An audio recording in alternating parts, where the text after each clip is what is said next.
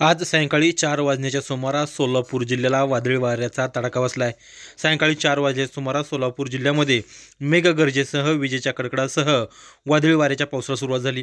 पंढरपूरमध्येही पावसानं हजेरी लावल्यानं दिवसभर उकाड्यानं हैराण झालेल्या नागरिकांना थोडासा दिलासा मिळाला आहे।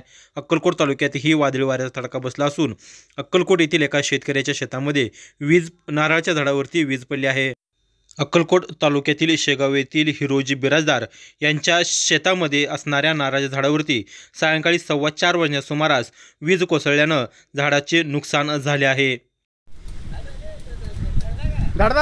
मेटकी पे टंगिन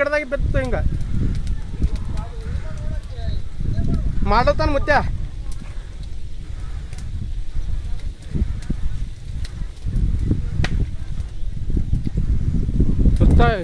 ಹೆಂಗೆ ಕಾಣಿಸ್ತೀನಿ ನನಗದು